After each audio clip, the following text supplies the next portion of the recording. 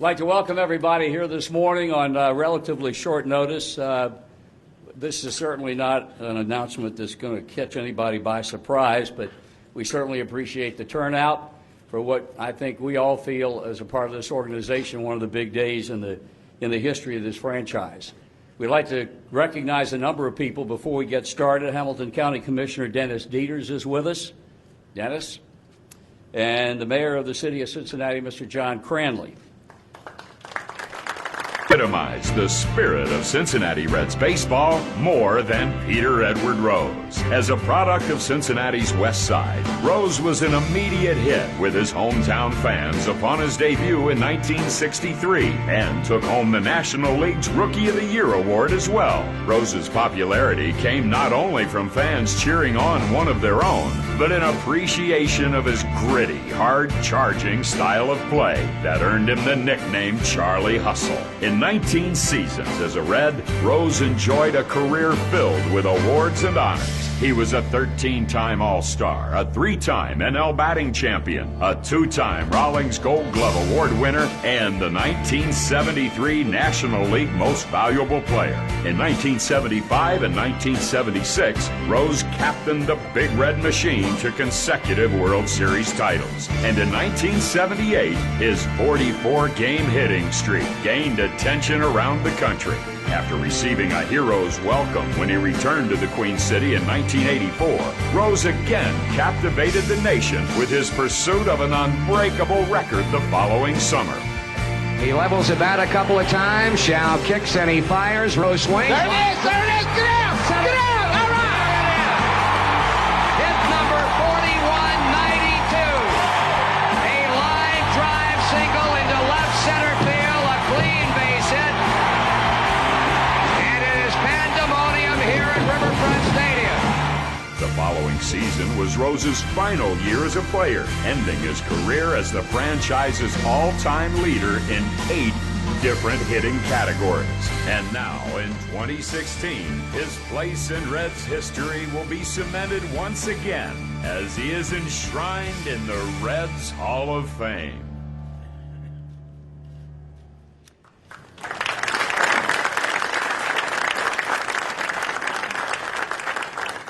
At this time, I'd like to introduce, pardon me? Is that why we're here? I thought it was being named manager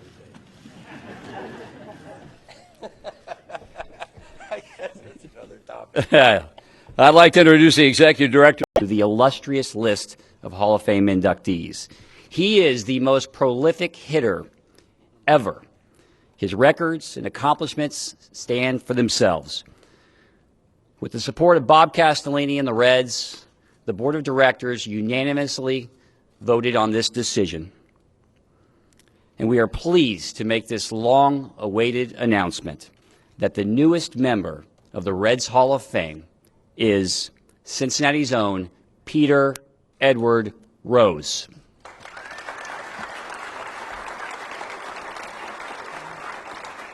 In keeping with the Hall of Fame's tradition of properly celebrating the newest inductees, we'll invite all of the Hall of Famers to return to Cincinnati for induction activities June 24th through the 26th. In addition, to commemorate the 40th anniversary of the Big Red Machine's 1976 World Championship season, we'll be inviting members of that club back to take part in those festivities as well, which will include an on-field reunion of the 76 club on Friday, pregame induction ceremonies on Saturday, and the induction gala on Sunday, where Pete Rose will receive his red jacket. We look forward to adding another chapter to the great history of the Cincinnati Reds with what is sure to be an unforgettable induction weekend as we celebrate the newest Hall of Fame class, a class of one, Pete Rose. Marty.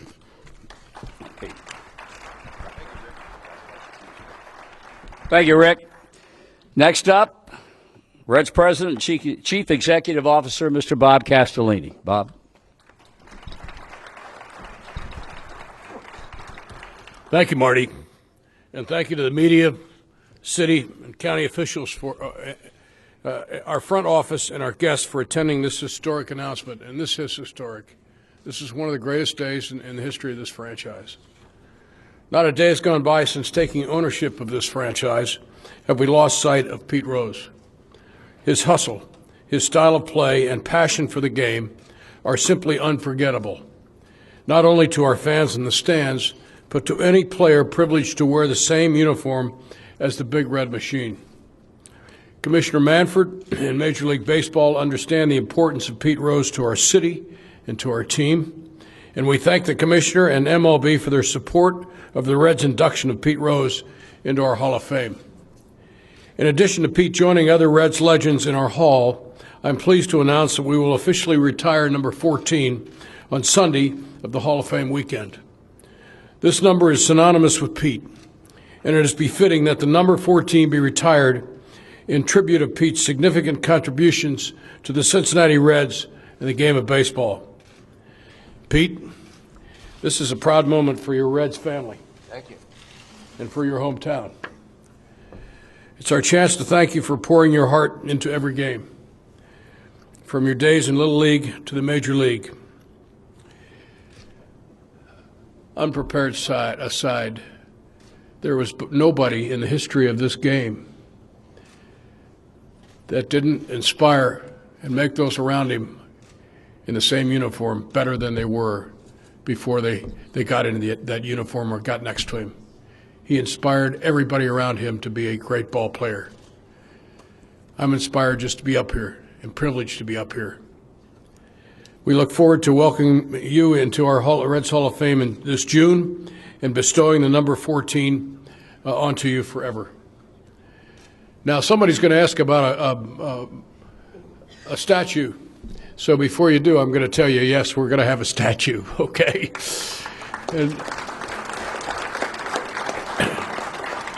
And when that's going to be, I can't tell you, but it's going to be in the near future.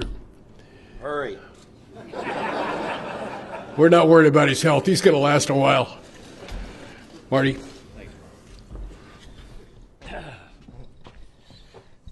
To give you some idea of what's going to go on during Hall of Fame induction weekend on Friday, June the 24th, the Reds play the San Diego Padres in the 7-10 game. There will be a pregame ceremony celebrating the 40th anniversary of the 1976 World Series champion Reds. Reds players and coaches will wear 1976 throwback uniforms, and all fans coming to the ballpark that night will receive a commemorative 1976 Reds team photo.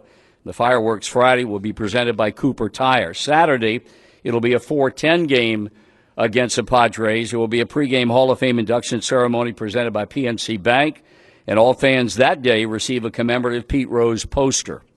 And then to wrap up the weekend, of course, with a bang on Sunday, it'll be a 1-10 game against San Diego. Pregame Pete Rose number 14 retirement ceremony. All fans will receive a commemorative Pete Rose print. Hall of Fame induction gala presented by Clark Schaefer Hackett at the Duke Energy Convention Center that will get underway at 6 o'clock that night. And if you need to, you can visit reds.com/Pete for updates and additional details for the 2016 Reds Hall of Fame induction weekend. And without further ado, here's number 14.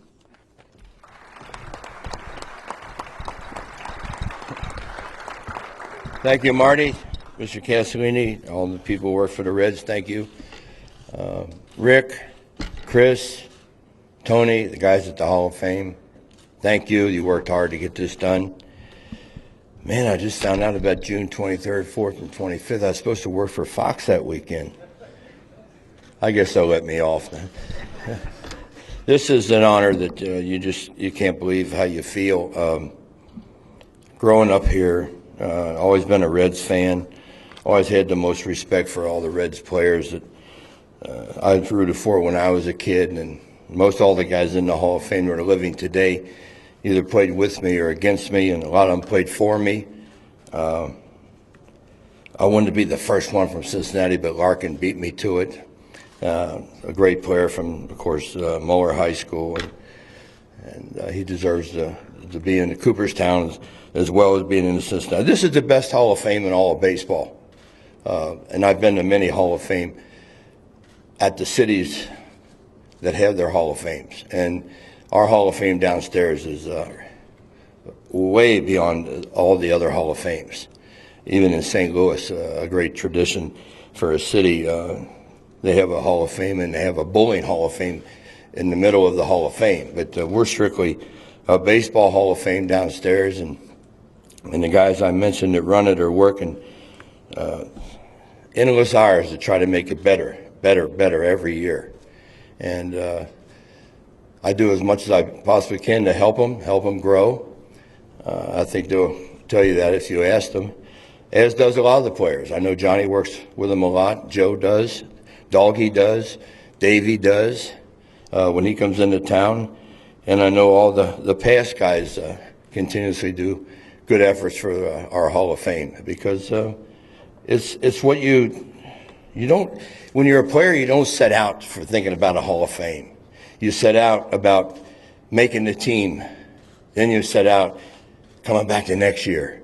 Then you get lucky and you start playing 10 years and you worry about that 11th year. And I was thinking the other day what a garden spot I had in the lineup for the Big Red Machine, because I don't know if anybody else can say this, but I led off for the Big Red Machine, and the next three guys up all got statues outside the ballpark.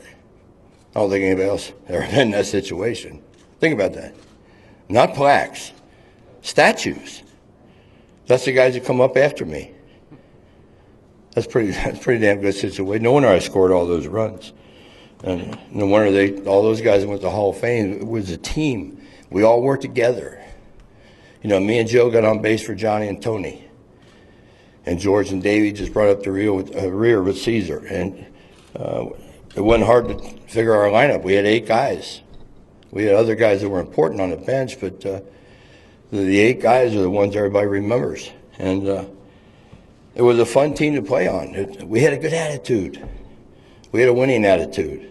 We were positive. And I tell the boss that all the time. We got to get that attitude back. I remember when I came back here as manager in '84.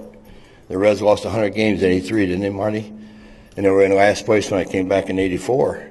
We had to change the attitude, because if we changed the attitude on the field, we changed the attitude in the stands. And as a player, you can feel the attitude, positive or negative. You know, this is a positive city. This is a baseball city. This is a baseball capital of the world. You know, we played the first game here in 1896 or 1869, I guess it was. And we played the first night game in 1935. You know, we're the oldest franchise in all of baseball. So that's why it's so important for all of us to want the Reds to do well. You know, I go all over the country talking about the Reds. And regardless of what anybody thinks, my name's kind of synonymous with the Reds. And it's kind of synonymous with baseball. So I continuously, I don't want to say defend the Reds, because I don't need anybody to defend them, but I continuously try to sell the Reds. And I'm not even on the payroll. I should be. But I just we'll never stop talking positive about the Cincinnati Reds. I just it's not in my blood. You know, shit. I was born 4 miles from here, right up where Christ Hospital. I was 4 miles from here. That's I got a tattoo on my arm, the Cincinnati Reds tattoo. Maybe I shouldn't say that, because Charlie Sheen's got one too. So I don't know how good that is. But does anybody have any questions they'd like to ask me? I'm pretty excited, as you can see. Let me tell you, if you have questions, raise your hand and we'll get a microphone to you so you can direct it at either Pete or Bob or Rick or whoever. This is for Bob. Bob, why now?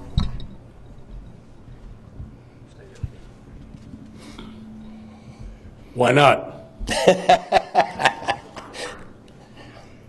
Pete was told that in the immediate future he probably is not going to be able to look in terms of Cooperstown, and we certainly wanted to make sure that we picked up that vacuum. Commissioner gave us permission to do that.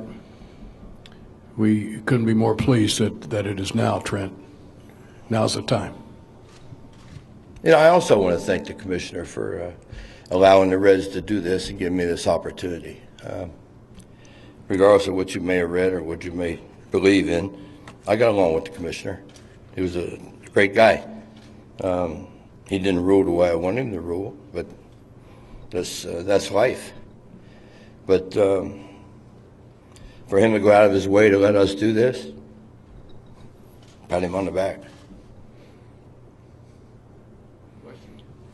Rick, sounds like some bylaws were changed to make this happen, and the board of directors did. Can you explain that process and how that happened? And Pete, how did you? How they never changed the rule to get me on the list where you as a writer would have an opportunity to vote.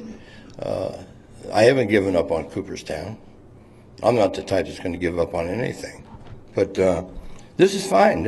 I'm happy. This is, and I'm not going to sit here and say it's the second best thing, because it's not. It's not. Maybe it would be if I wasn't from Cincinnati, but because I'm from Cincinnati, this is the first big thing.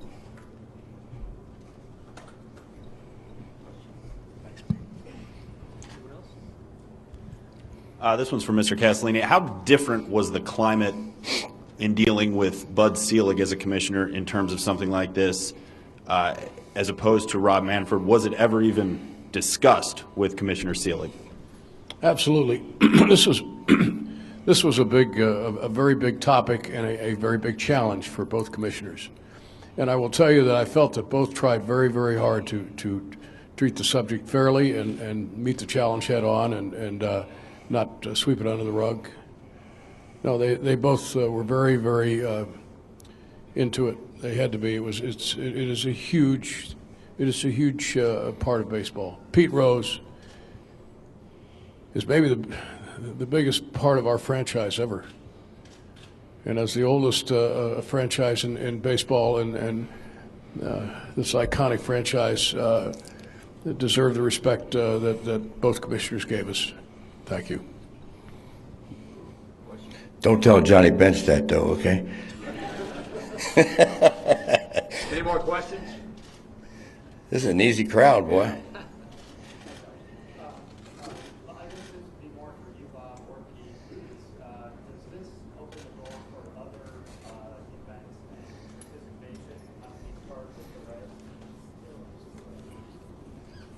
Well, Pete's not going to have to ask for permission to come to the ballpark anymore. And he's going to be part of various celebrations, and just doesn't have to ask for permission to be part of the symbolic celebratory part of the Reds. Well, you saw that at the All-Star game. The commissioner allowed me to be on the field for the franchise four. We don't want you to think that I'm not allowed to come to the ballpark. I've always been allowed to come to the ballpark. I just have not been allowed to frequent the batting cage, which I'd like to do. Walk through the clubhouse, which I've never seen the clubhouse here. Never been in the clubhouse. And another thing I have to tell you I do, every time I come to the game, I buy diamond seats. There's no pass list for me. When I watched my son play for the Reds, and I sat next to Marge, I had to buy those 4 seats. And I'd like to somehow, on the retiring the number,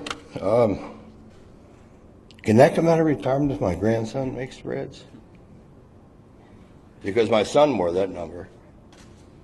You going to sign up for that? Pete, I got to tell you, we'll consider anything that you want us to consider. Because I won't take things under consideration. But when I said you couldn't need permission to come to the ballpark, Pete was required to buy a ticket to come to the ballpark. I think you might see Pete up in the owner's box without a ticket from now on. If that's where he wants to be. That's what I meant by that. He don't understand, but the reason I love to go to his box and watch the game is I sit with his lovely wife, who knows more about baseball than all of them combined. And we just sit there and talk about how we're going to make the team better and what we're going to do and this and that. And she's on top of it. I don't even sit inside, I sit outside, where her and I can just enjoy the air and talk about the Reds. and she can talk about the Reds. Good, bad, and indifferent. Yes. You mentioned the number retiring. Yeah. Aside from the Hall of Fame, how do you feel about it formally being retired? It's been kind of out of circulation with the exception of your son. Mm-hmm. Well, I think when you come to the ballpark, which we all do, and you look out there and you see 5 out there, and you see 10 out there, and you see 18 out there, and you see Joe's number out there, and you see Tony's number out there, and it's just part of the club, and it's really one of the biggest honors to have your number retired. You got to be a pretty good player for a pretty good period of time to get your number retired. You got to be a pretty good player for a number of years to get a statue. Statue would be fun. Number retiring would be fun. Going in the Hall of Fame would be fun. I hope it's fun for the fans that weekend. You know, because I know you're not coming to see San Diego play.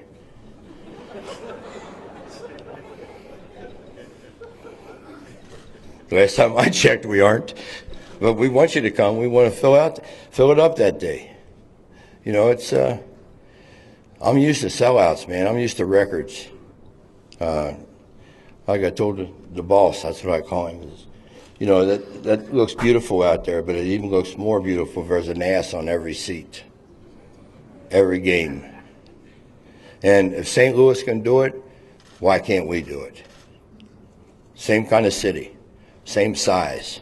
Kansas City can do it. Why can't we do it? But you have to do something to get people to come back. And when they come back on Monday, you want them to come back on Tuesday. Got to give them a reason. And the biggest reason to give them is winning. No one likes to win more than this guy. Believe me. And leadership comes from the top. I would have loved to play for him. I had to play for Marge. And the dog. But Marge gave me everything I wanted. She gave me money for Buddy Bell. She gave me money for Dave Parker. She gave me money for Bill Gullickson. You know, Marge she just wanted to sign autographs. She just wanted to come to the ballpark and sign autographs. He don't want to sign autographs.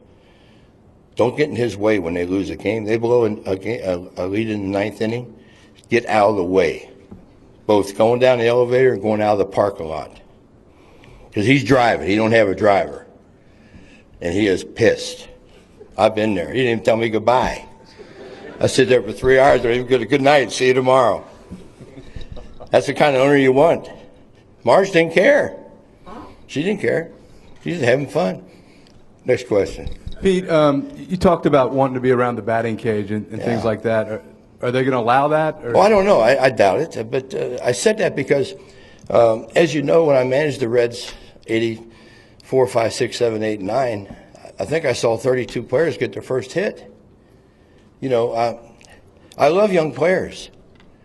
Young players give you enthusiasm. You need veteran players, too. You need a combination of both. But I'm a teacher. I'm a baseball teacher. You know, I was fortunate growing up because of my dad to learn the proper way to play the game. And there's too many guys today playing, I'm not talking about the Reds now, I'm talking about baseball in general. There's too many guys playing the game of baseball today that don't know how in the hell to play the game. We don't deserve that as fans. You know, we deserve playing the right way. Marty knows. Marty sees, he's been seeing it for 50 years. The old bastard. He's not as old as me. You're right, Arnie. So, you know, I love to teach. I love to make younger players better. Because, you know, when I tell a player something, and I've always believed in this, you know, everyone can tell someone how to do something. But if you tell them how to do it and you did it, they'll listen to you. You're talking from experience. You're not talking because of something you read in a book. What do you think I told Sabo, Larkin, O'Neill, Jones, Daniels, Oliver, McGriff, Stillwell, Treadway, Dibble, Charlton, Murphy? All those, that's all the guys I brought up. They all come through the Reds organization. And they played the game right. That's why they won the World Series in 1990. They played the game right. You got to teach them the right way to play. And people in this area understand the right way to play. And they also understand the wrong way to play. Just sitting in the stands. Knowledge, baseball knowledge. Cincinnati has baseball knowledge. Really does. Last question. Pete, Mr. Castellini's confirmed that there is going to be a statue. What do you want that statue to reflect? Head first slide, base hit, big red machine Pete Rose, 4192 Pete Rose. What do you want? Well, sure in the hell don't want me standing at Turfway in the $2 window.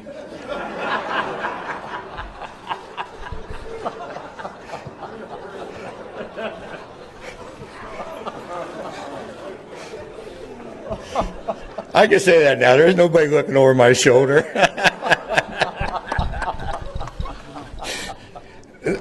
There's no way you can put on what my proudest statistic. Okay, and it's really a reflection on all the great teammates I had and all the great teams I played on. Okay, I played in 1,972 winning games. That don't include All-Star games, playoff games, World Series games. That's regular season games. Now, I don't know how you could do that on a statue. Probably a head-first statue would be more up my alley than, down like this. But, because I was known for that. But any statue, as long as it got that C on it. Thank you very much and enjoy yourself. Thank you.